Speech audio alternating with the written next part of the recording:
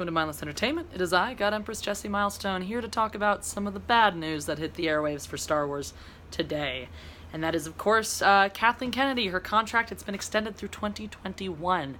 This is a big blow, especially considering how optimistic some people like Ethan were and others about her firing this month. So this is kind of the total opposite, which sucks because it's terrible. Now, what does this mean for the future of Star Wars? A side note, we are going to get into a couple other things a little bit later on. I do want to talk about the Resistance sneak preview, extended preview that we saw that's coming out in not too long, as well as some minor controversy going on with that. Hooray! But anyway, more importantly, back to this. What does this mean? Right, Kathleen Kennedy, they've given her a vote of confidence, they've given her a new contract, extended as the president of Lucasfilm through 2021. What does this mean? Well, it's not good. And so obviously somebody in there has faith in her to lead this franchise forwards, and that could mean a couple of things, and what this honestly means for the future of Star Wars is very, very dependent on a number of factors, one of which is Kathleen Kennedy's ability to change, her savviness as a businesswoman, and other stuff like that. So, I'm super articulate, you're welcome. So yeah, obviously, the detrimental thing is there are some of you out there, and I do not blame you at all, who are 100% hard limit. As long as Kathleen Kennedy is there, we're done. You're totally hard out on Star Wars, on anything new. The new that happens comes out of Disney or Lucasfilm, as long as Kathleen Kennedy is at the helm, and I do not blame you. So right off the bat, by making this decision, you're automatically alienating a number of fans. Now, Lucasfilm has made it crystal clear that they don't actually care about those fans, that those fans aren't important to them. Those man-baby fans are not important to them. So yeah, just buy a whole bunch of your fan base that you refuse to acknowledge or apologize to for all the crappy ways you've treated us. So there's that. I have to admit that my skepticism is vastly increased knowing that she's going to be at the helm, knowing that Lucasfilm was not really taking stock of itself and is willing to make those big changes. Now, the flip side of that is it's possible that some of those changes have happened and are coming. And again, this goes to Kathleen Kennedy's savviness as a businesswoman.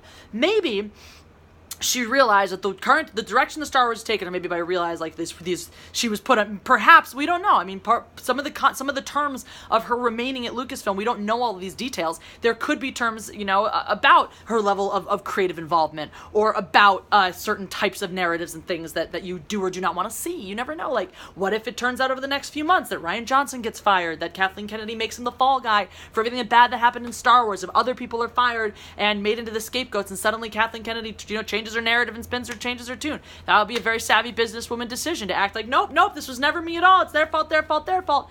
But, in reality, yeah, we all know she's still culpable, but taking that action would be a message that she's willing to move on from those visions and those narratives and move in a different direction. Is that going to happen? I doubt it. I'm not optimistic. Part of the problem is that Hollywood's an echo chamber, right? So you just exist. I mean, that's whatever you're surrounded with, that's what you think is out there, right? So if you're surrounded constantly with the Hollywood landscape of identity politics and SJWs, you think that's normal. You think that's what people, what are there, what people want. And you'll be blinded by those narratives in spite of the fact that the box office paints a drastically different story. So, I'm not that optimistic that those changes are coming or those changes are going to happen. But it is possible. I'm not going to lose all hope or say, we're all doomed, this is terrible, but I'm going to say this is pretty bad. This is not ideal. This is not what we wanted to see from Lucasfilm moving forwards. But again, we don't know the details of the extension. We don't know at certain terms that may or may not have been a part of it, What was the validity to these rumors that she was going to be fired in the first place? Was this just street talk? Was this just optimism? Was this just hopefulness? If so, then, probably nothing's going to change and everything's going to be terrible. But on the flip side, if there was some validity to it, if those were the conversations going around for Kathleen Kennedy to turn around and then secure a 3-year contract, concessions had to be made, compromises had to be made. So we're talking about a woman who rose up to a position who would tootle over from being a bad secretary to being a top producer at a time when women in the producing side of filmmaking were not prevalent and were having a very difficult time doing so. So obviously, this is a fighter. This is someone who endures. This is someone who who definitely fights dirty, who does not fight clean, and who's out for her own gain and her own benefit, which is bad and it's good, because on the bad side, it's like, well, she cares about herself and her agenda and fuck everyone else. But on the other side, she also cares about her legacy and her enduring career. And if she feels like that could be jeopardized by the things that have been happening over this past year in Star Wars, she is going to make a change, right? But again, if she's too blinded by this existing narrative out there and thinks that, nope, this is the direction of the future, this is the way people are going, this is the way things are headed, and not paying attention to the box offices and the consistent demonstration over and over again of the principle, get woke, go broke, which is really funny because that's the new one that super pisses off SJWs. If you say get woke, go broke, they cry. It's amazing. You should try it.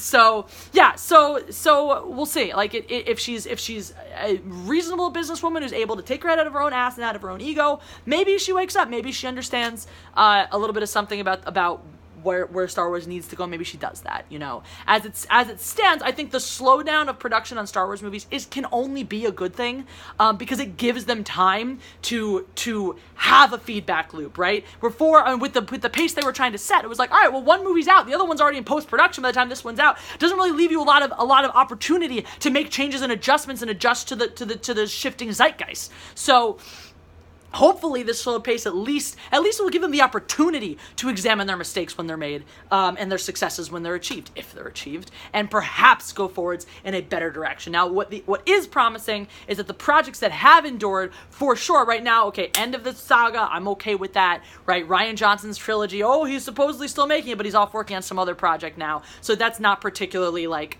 you know, a thing.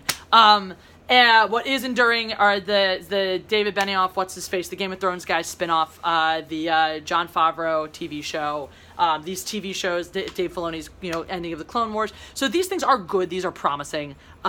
So at least that's a good sign, right? Because they know what works. They're like, all right, we know these things are good and they work. Here, have those. And then they're reevaluating everything else. So there is that little nugget, that little hint that perhaps maybe they're going to straighten out the tracks a little bit. But again, I'm not optimistic. But I'm also, again, like, I wouldn't put it past Kathleen Kennedy to be a cockroach about this and figure out how to survive, even if it means, you know, disowning all of the rest of the terrible parts of Lucasfilm. So we'll see.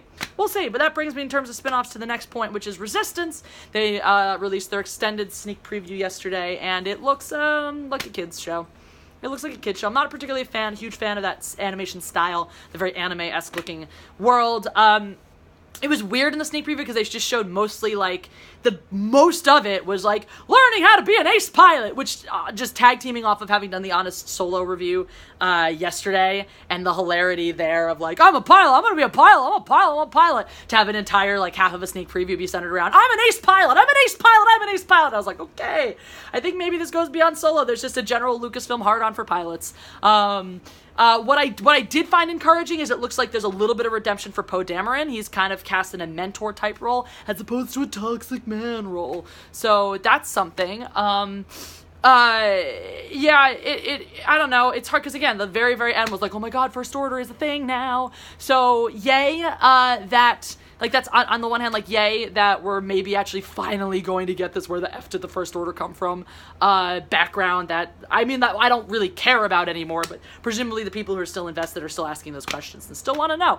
So I guess it's a good thing that we'll get some of that background. But really it looks like, dialogue, character-wise, all that, it looks like it's designed for children. Also, I just think it's weird, like, Disney, pick your brand, pick your message, you know, we're so woke, identity politics, all this stuff is so important, and then what's the main character of this TV show? It's a white man! Like, I don't care, because white men are great, make great characters, I've enjoyed them for a very, very long time, but I just don't understand, like, what's your message, what's your brand, Disney? So again, maybe this is a sign that we're backpedaling a little bit, that we're shifting a little, we're gonna go back and sit in what works, because when we tried to do things differently, it didn't work out the way we thought it would, so maybe we'll sit in what works a little bit and figure out maybe there's a right way to do a strong female character. Spoilers, there is, and you didn't do it. But, like, you know, so maybe that's a good sign. Or maybe it's just going to be some part of some larger shitty narrative that when Resistance does really well, everyone's going to be like, see, it's because of the white man, and you're all sexist. But, yeah. I don't know, maybe I'll watch it, I guess, perhaps, like, when I'm bored or drunk or high, which I would never be, because who does that? Side note, live streaming, like, as soon as this goes up, and we'll probably be drinking, because I'm celebrating having 15,000 subscribers, so champagne is obviously necessary.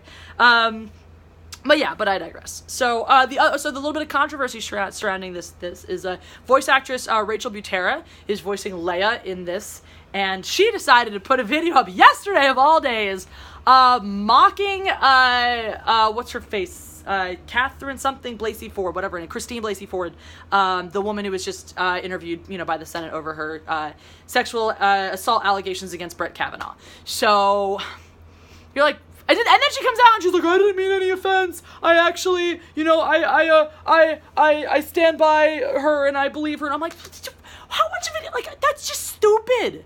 Like, talk about bad timing. I mean, really, while we're in the middle of the Senate proceedings, very serious stuff where one woman is saying unequivocally, this man sexually assaulted me, and that man is saying unequivocally, no, I did not. Like, that's big freaking news, and your only thought is, her voice sounds kind of stupid. I'm gonna make fun of it. Like, have that thought to yourself. Go out for drinks with your friends and do your great impression of her voice. But, like, how idiotic is that to think, this'll play well for my audience? Yes, mocking someone who's currently in the national spotlight for being a sexual assault victim, right? Oh, well, I wasn't mocking the fact that she was an assault victim. Yeah, but you're mocking her, which is equally as tasteless and stupid. So, evidently, they hired a moron to be a voice actor on their show, and it's creating outrage. Are you outraged by that? Does that bother you? Do you think that was in poor taste? I think it was in poor taste.